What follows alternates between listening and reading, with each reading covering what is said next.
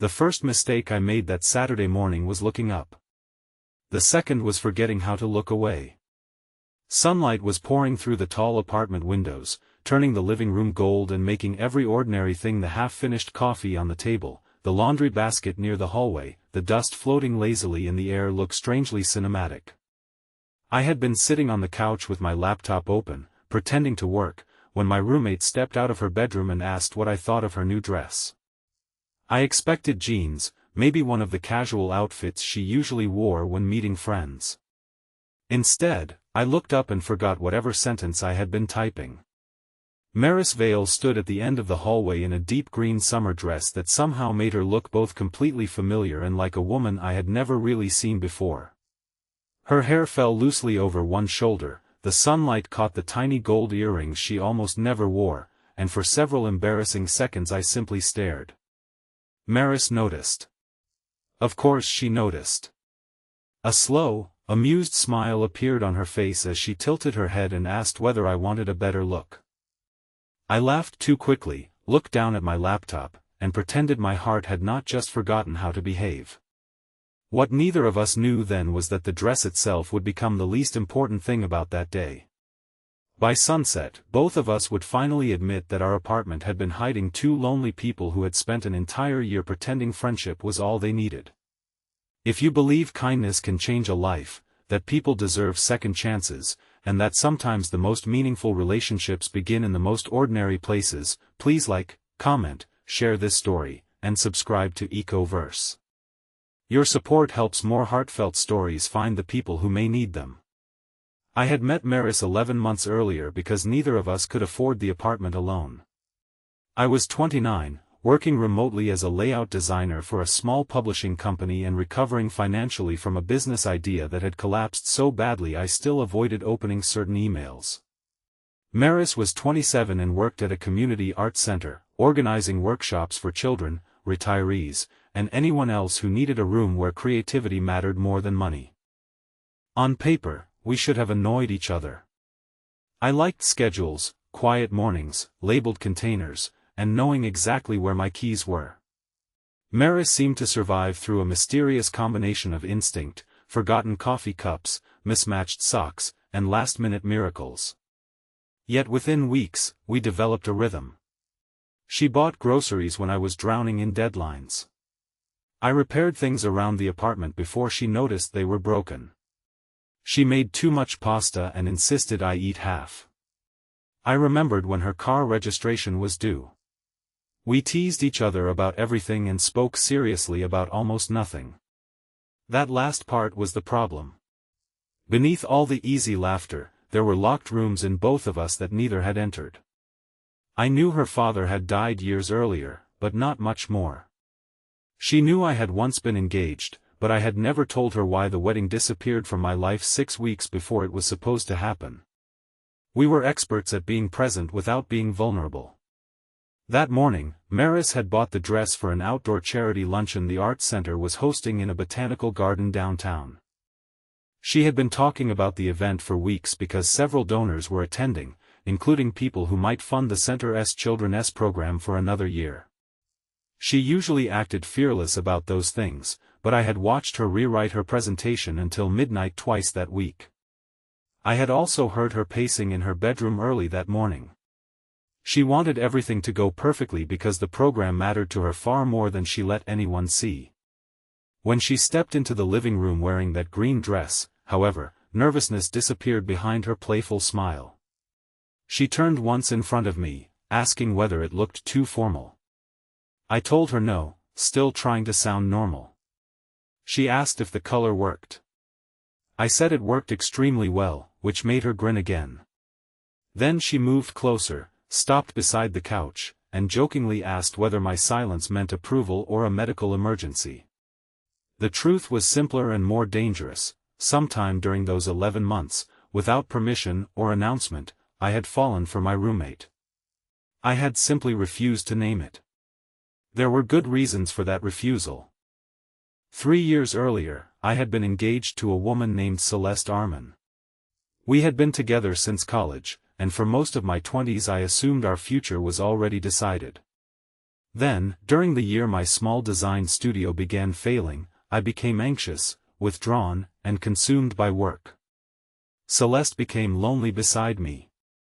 Instead of telling me how far apart we were drifting, she began seeing someone else. I found out through a message that appeared on her tablet while she was in the shower. The betrayal hurt, but what stayed with me longer was the realization that I had somehow lived beside someone I loved without understanding what was happening inside her. After that, romance stopped feeling exciting. It felt like standing on a floor that could collapse without warning. So when Maris gradually became the person I trusted most, I protected the friendship by pretending that was all it was. She left for the luncheon just after 10, carrying a canvas bag filled with brochures and complaining that the entire event would probably be destroyed by either wind, children, or wealthy people asking impossible questions. Before closing the door, she glanced back at me and asked again whether the dress really looked okay. This time I told her it looked beautiful. Not nice. Not appropriate. Beautiful. The word surprised both of us. Maris held my gaze for one quiet second, and the teasing expression faded into something softer. Then she smiled, thanked me, and disappeared down the hallway. For the next 2 hours, I accomplished almost nothing. I reread the same email 5 times, opened 3 files I never edited, and eventually gave up and cleaned the kitchen. It was ridiculous. I was nearly 30 years old, pacing around an apartment because my roommate had worn a dress. Just after noon, my phone rang. Maris never called me during work events unless something had gone wrong.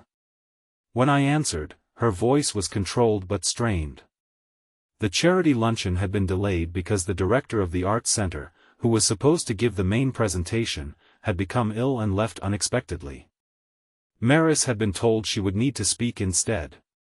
She knew the program better than anyone, but speaking in front of donors terrified her. I had never known that. She had always appeared confident in crowds. Then she admitted something else. Years earlier, during university, she had frozen during an important presentation while students whispered and laughed.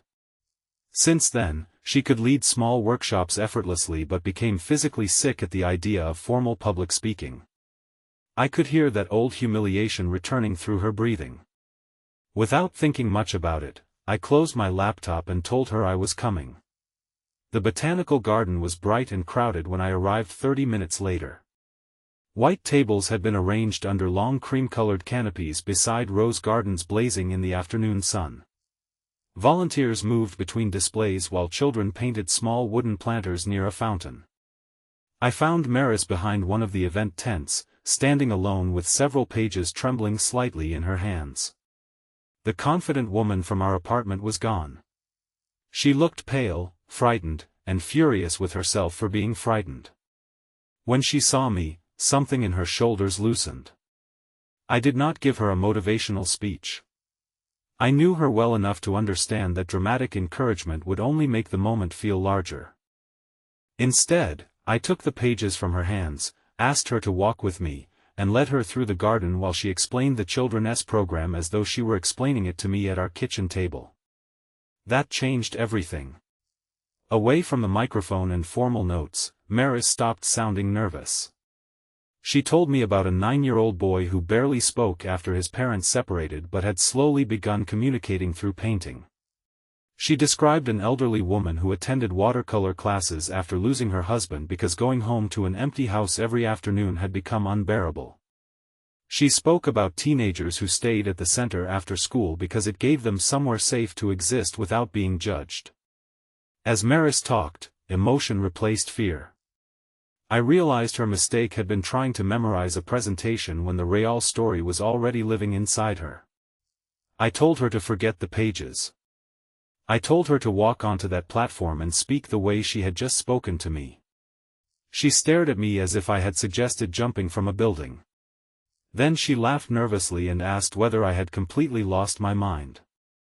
I reminded her that she had spent 11 months telling me I overthought everything. Perhaps, for once, she could take her own advice.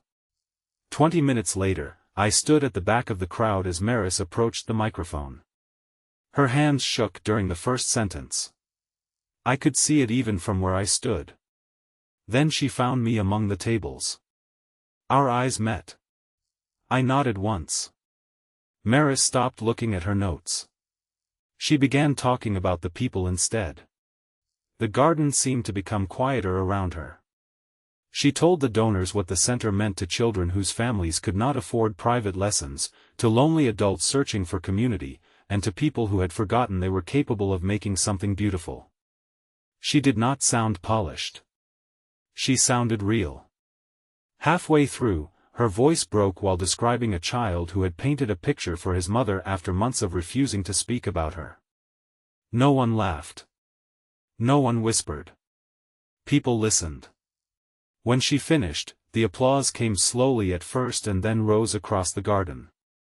I had never seen Maris look the way she did when she stepped down from that platform. She was relieved, embarrassed, emotional, and almost disbelieving. She walked directly through the crowd toward me and wrapped her arms around me before either of us could remember that we usually avoided gestures that might mean too much. I held her for several seconds. In the middle of a sunny garden filled with strangers, something inside the careful structure of our friendship shifted. The center received enough funding commitments that afternoon to keep the Children's program operating through the following year. Maris should have spent the rest of the event celebrating, but she kept finding reasons to return to wherever I was standing. She brought me lemonade, introduced me to coworkers, and once caught me looking at her again from across the garden. She raised one eyebrow with that familiar smirk, reminding me silently of the morning. This time I did not immediately look away. We left around 4 and walked home instead of taking a cab because the weather was unexpectedly pleasant. The city had softened into late afternoon gold. People sat outside cafes, bicycles passed us along the river path, and Maris carried her shoes in one hand after deciding the walk was impossible in them. For a while we talked about the event. Then the conversation changed. Maybe adrenaline had loosened something in her, because she started telling me about her father. His name had been Gideon Vale, a carpenter who taught her to draw when she was 5. He died from a sudden heart attack when she was 17. Maris said she had spent years afterward becoming the funny person in every room because people stopped asking difficult questions when you made them laugh first. She became good at appearing unbothered. Even her public speaking fear had become something she hid rather than admitted. Then she looked at me and said she was tired of pretending fear disappeared just because nobody could see it. I knew that sentence was not only about her. So I told her about Celeste. Not the shortened version. Everything. I told her about finding the messages, about the humiliation of canceling a wedding, about losing my business at nearly the same time, and about spending years afterward assuming that if someone got close enough, eventually I would discover they had been quietly leaving long before I noticed. Maris listened without interrupting.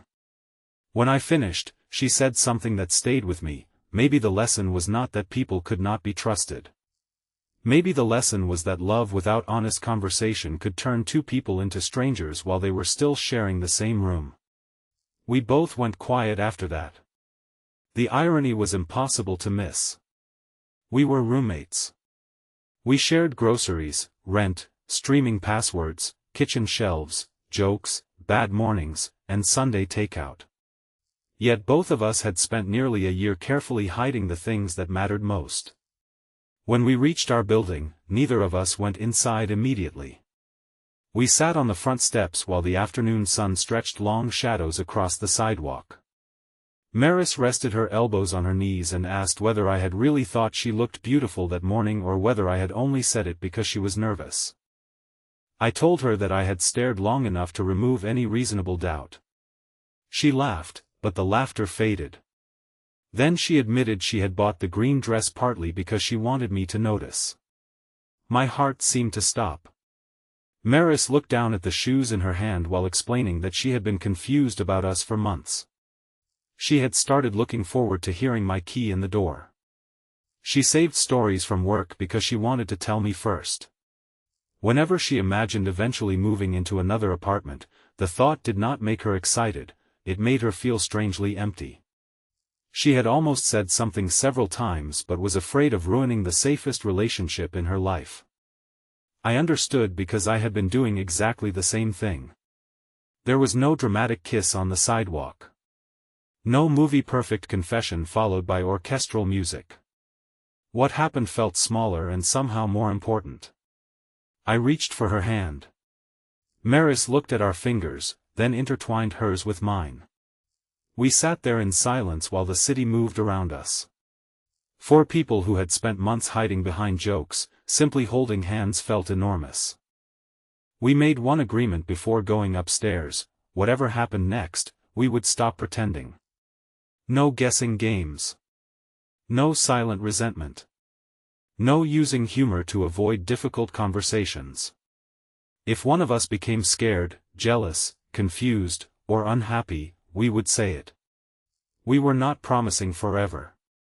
We were promising honesty. The weeks that followed were wonderfully awkward.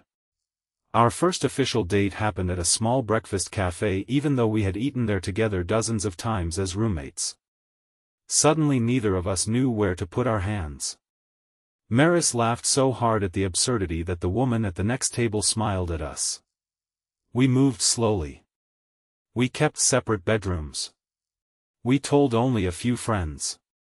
We tried to protect the friendship while allowing something new to grow from it. There were difficult moments too. When Maris came home late one evening after drinks with coworkers, old fear rose inside me before I could stop it. Instead of becoming cold and distant, I told her why I was anxious. She did not mock me or accuse me of mistrusting her. She listened. Another time, I buried myself in work for several days during a stressful deadline, and Maris finally admitted that being emotionally shut out reminded her of losing people without warning. Instead of defending myself, I closed the laptop. That became our real love story, not the dress, not the flirting, not even the moment on the steps. It was learning to say the uncomfortable sentence before silence turned it into something larger. Months later, the green dress still hung in Maris's closet. She wore it again when the art center held its annual celebration. This time, she was the scheduled speaker. I stood near the front while she addressed nearly 200 people without notes. Her hands barely shook. Halfway through her speech, she talked about second chances. Not romantic ones specifically, but the quiet chances life gives people to become braver than their past. She said courage was not always walking into a room without fear. Sometimes courage was allowing yourself to be seen while you were still afraid. I knew exactly what she meant. If this story touched your heart, reminded you of someone who quietly became important to you, or made you believe that honest love can grow from friendship, please support this video by liking it, sharing it, and subscribing to Ecoverse. And if someone came to mind while you were listening, maybe today is the day to tell them what they mean to you instead of assuming there will always be more time.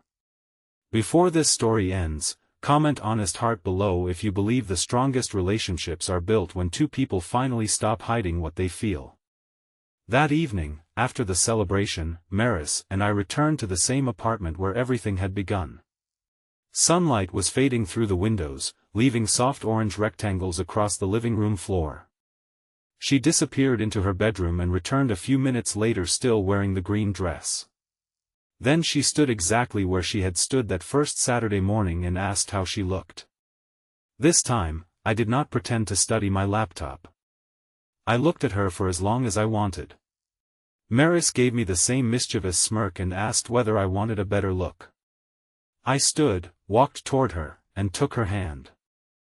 Then I told her I already had one. Not because the dress was closer. Because somewhere between fear, friendship, honesty, and second chances, I had finally learned how to truly see the person standing in front of me. And for the first time in years, being seen in return did not frighten me at all.